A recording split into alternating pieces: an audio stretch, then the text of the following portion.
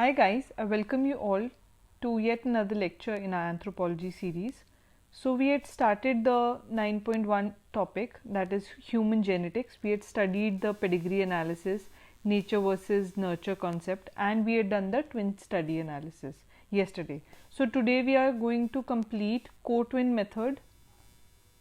Yes, we are going to do co-twin method, adoption studies and karyotypes, right? So let's get started with it. First is the co-twin method. Now the twin method and the co-twin method are not very entirely different concepts to each other, so there is not going to be much of a difference.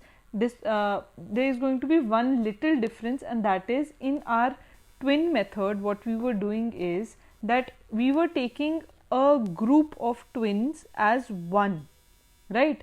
For example, if I had to give you an example of the twin method, what we were doing, for example, if I wanted to check whether obesity as a trait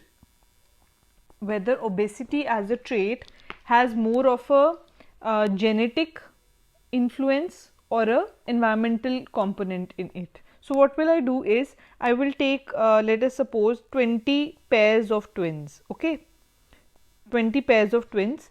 Okay, let me take 10 dizygotic and 10 monozygotic. Now if you do not know what is monozygotic, dizygotic, so you need to go back and watch the twin study analysis yesterday, because I covered it very comprehensively, and here I'm just giving an example. You're not going to understand anything, so you need to go back and watch that video and then come to this one, because if you do not understand that, you will not be able to understand the co-twin method.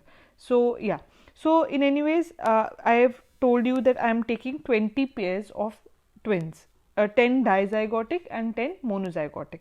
So in monozygotic we believe that genes are 100% same until and unless any mutation takes place, which is very rare. But in case of monozygotic, 100% genes we are assuming that they are same, and in dizygotic only 50% genes are same. But in both the cases, the environment we are believing that it is mostly same. So if I take these 20 pairs of twins and I feed them food like 1000 calories extra per day, so what will happen? It is seen that most of the pairs, whether it is the monozygotic pairs, they are going to gain weight almost around equal weight they'll gain. So what am I saying is, just try and listen to me very carefully. What did I say? I said that I took 10 monozygotic pairs जिनके 100% genes similar थे, and we took 10 dizygotic pairs, ठीक है, and इनके 50% genes similar थे, and what I did, I fed them 1000 calories extra. So technically when I am feeding them 1000 calories extra every day, so each one of those person should gain the weight, and because I am giving them exactly the similar kind of food, so the amount of weight gained should be same. But it is seen that monozygotic pairs में the weight gain was similar, and in dizygotic pair there was differences. For example, me and my twin are there. We are dizygotic twins. I gained 5 kgs. She gained 2.5 kgs. So that means even after having similar amount of food, similar amount of calories, she gained half the weight as I did. ठीक है? And if I take the monozygotic, both of them, one gained around 4 kg, one gained around 4.2 kg. So that means in the case of monozygotic pairs, the weight gain was near to each other. That means there was similarity. So what conclusion they draw? They drew the conclusion that in obesity is it has a slightly genetic component, because had it been the effect of environment, obesity में अगर environment का role ज़्यादा होता तो everybody including the dizygotic and the monozygotic would have gained weight similarly. But because monozygotic gained weight almost similarly and dizygotic did not gain the मतलब same weight as their other twin, it was believed that obesity has more of a genetic component. That means it is a little bit genetically determined. So this was the twin method. But in co-twin, what we are doing is, in twin method we are taking both the twins as one unit. That means if I am doing certain, if I'm checking obesity, if I am checking the effects of obesity, I am feeding both of them 1000 calories extra per day. But in a co-twin method, what we do is we try and do the experiment on one, whereas the other twin is taken as a control. Control क्या हो गया? That means one person we are keeping them in the natural environment and on one we are doing our study. That means इसमें हमने क्या किया? Both of them were getting fed, right? Both of them we were studying together. But in this case we take one as an experiment and one as a control unit. So that is a difference between the twin and co-twin method. So I hope you have understood the difference. So now let's see. In co-twin method, one person is exposed to a new kind of environment, ठीक है? And the other one lives in its natural environment. For example, obesity की study करनी होती तो what would I have done?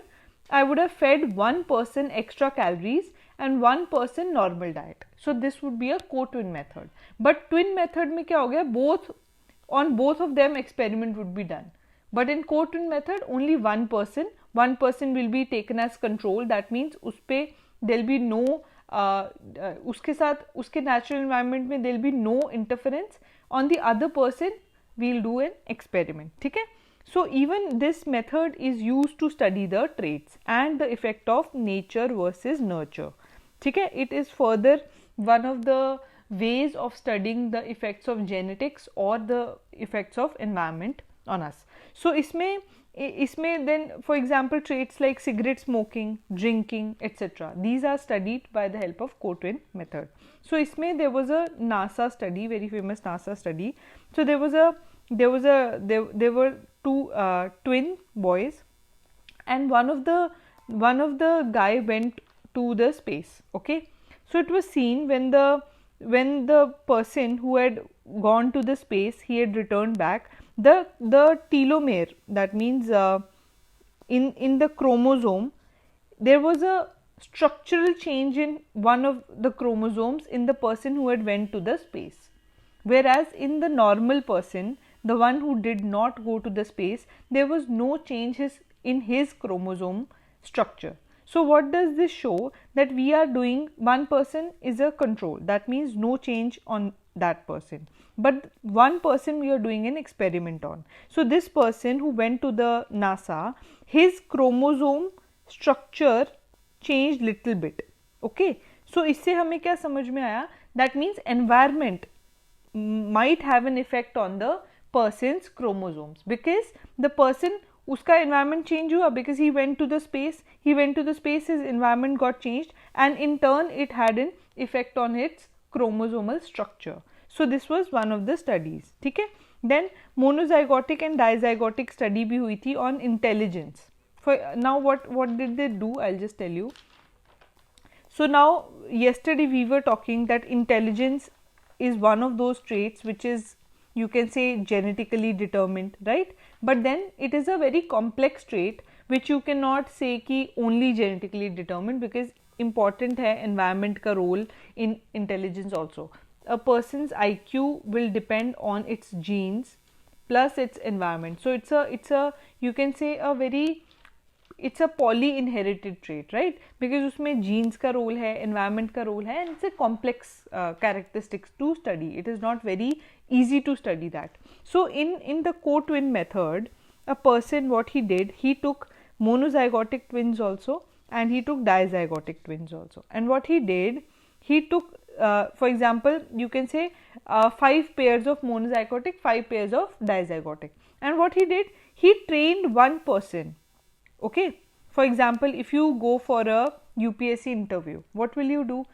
You are going to take your mocks, because those mocks are very important for you to train yourself, because there's a way you have to behave in that interview, right? So that you can't do without any training. So what will you do? You'll do a mock, right? So the similar way in studying the intelligence of these groups, what they did is he trained one part, that means one twin was studied in every group. So if I say that there were 10 groups, 10 twins, okay, I took 10 twins, okay, so that means 20 people, right? In 20 people he took one twin out of each pair and he trained them. What he did, he trained one twin out of every 10 twins, okay, and then he took a intelligence test, or you can say a interview kind of a thing, and what he saw, the people or the 10 twins who were trained performed better than the 10 who were not trained. So that means co-twin में क्या किया उसने, co-twin में he was trying to study the intelligence, okay, and intelligence में what he did, he trained 10 and he did not train 10. So what he saw, the people who were trained performed better. That means you can say intelligence has an environmental component, because agar environment component was missing, so everybody should have been performing the same way. But because the trained ones performed better, that means environment ka component is there. So I hope you have understood the co-twin method. You need to go back. I think that it is a little difficult in the first place to understand, but you will have to see it once more, you will understand it. And please go back, watch the twin method for further clarity on this topic. So let's do the foster child studies or adoption studies also. So now basically foster child or adoption studies में क्या होता है, it is also a way to study the nature versus nurture का concept. Nature versus nurture क्या है, whether genes or whether our environment has a bigger role to play in the kind of attributes and traits that we develop over our course of lifetime. ठीक है. So adoption studies में what they do is they take children and they place them in different households in very early times of their life, because if I am, for example, a 20-year-old girl, right, my understanding of life has already developed. So now I do not need to, if you place me to a different household, it is not going to influence me much, because my own thinking has developed, fully developed, so to say, right?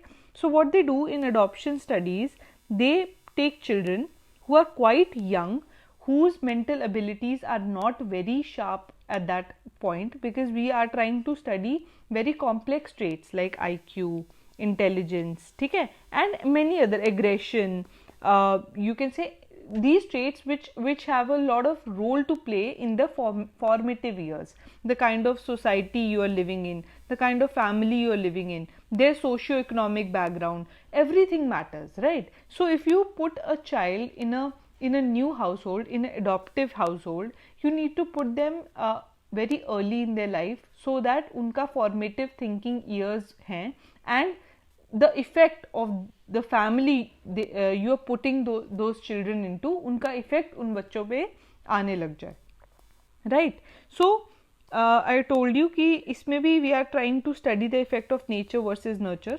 That means how much genes play a part in a human's development and how much environment plays a part. So isme we are trying to study the variation in children of one household versus the other household, ठीक है? And there was a person called Osborne. He gave certain essential requirements कि if you want to put any child into a foster home, foster means you can say adoptive home, ठीक है, adoptive home में डालना है. So what are the necessary requirements for that? That means first thing, आपको you have to put those children early, so that उनका original home का influence उन पे ना हो. If I am put into a foster home right now at the age of 25, then what will happen? I have already my thinking skills developed, so it is not going to matter to me, right? Because I have my thinking developed. So you need to put the children early in their life, right? And then the selection must be random. That means you're not deliberately putting a rich child into a rich foster home, or a particular caste child into a particular caste home, because what we are trying to see, we are purely trying to study the effects of genes and the effect of environment. So for example, आप एक if it happens in India, आप एक ब्राह्मण बच्चा लेते हो and you put him in a Brahmin household, so there'll be difference of environment but not much of a difference, right? So जो आपकी selection होनी चाहिए, that should be random, because for example you took a lower caste child and you then put him to a Brahmin caste household, so उससे क्या होगा, because it is believed that lower caste children have their IQ is also lower, so whether this person's IQ increases after going to a Brahmin household is a question, and that is what we want to study. So इसीलिए we don't have to do selection of children based on any biases. We have to do it at random because we purely want to study the effect of environment and genes. ठीक है? So the next point would be the sample size should be large, of course, because if you have to generalize, you can't have a very small sample size. You need to generalize based आपका sample, whatever people you are doing your observation on, that should also be a sizable amount of people, right?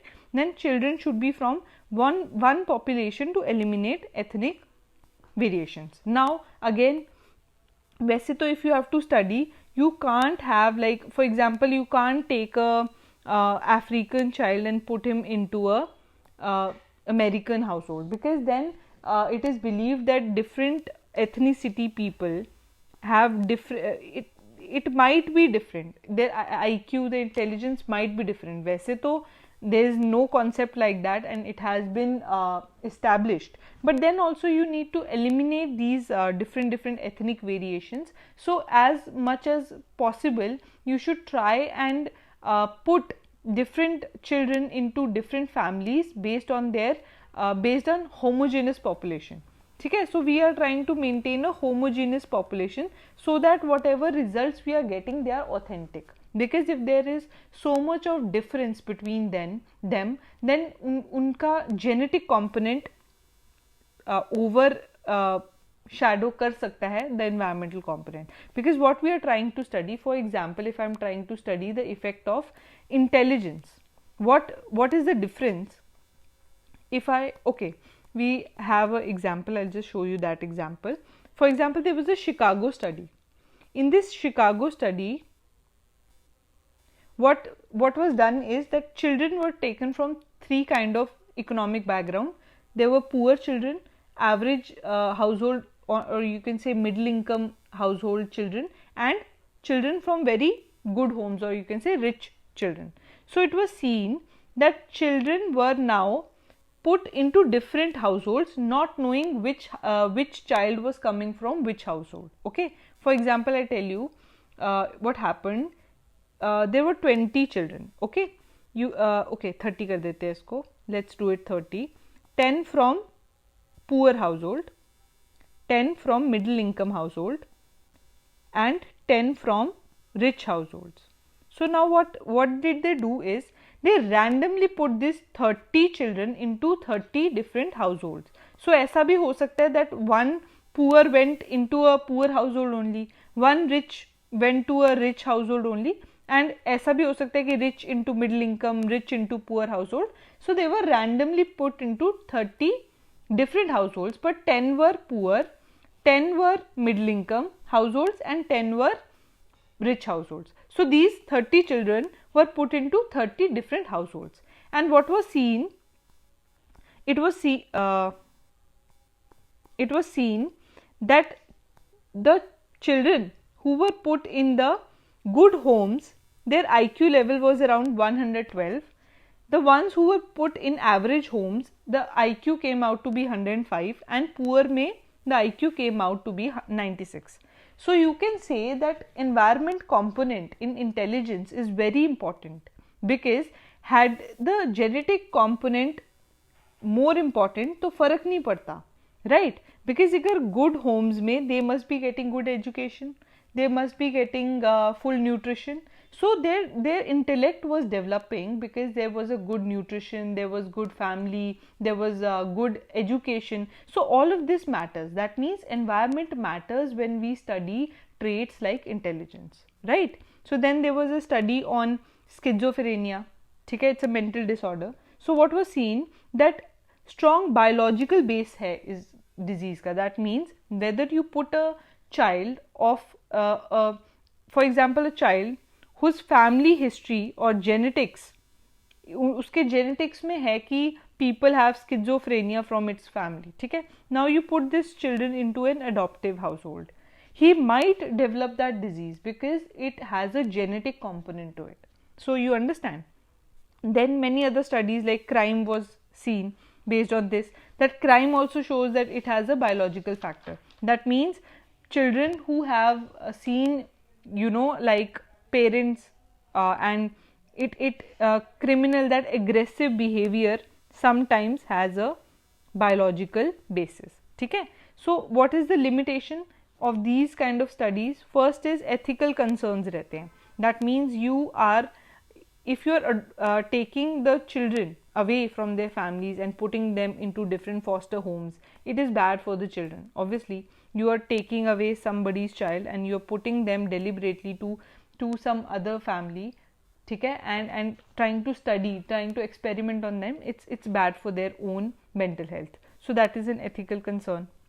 And the other ethical concern you can say is that you can't sorry, it's not an ethical concern but a limitation, that you can say that environmental variations begin even before birth. So to say that environment, what is environment, that has a very wider understanding to it, because intrauterine environment also will be different. So environment starts not only after childbirth but before childbirth itself, right? So these are the things which you cannot equate, and then hence you cannot it's the debate of nature versus nurture. It is not very easy to understand, right? So I hope you must have understood nature versus nurture. May we had studied the twin method, the co-twin method, the foster child and adoption studies, and tomorrow we'll start with the karyotype analysis and all of that. I hope you must have understood this topic, and if you did, please like, share and subscribe. Thank you.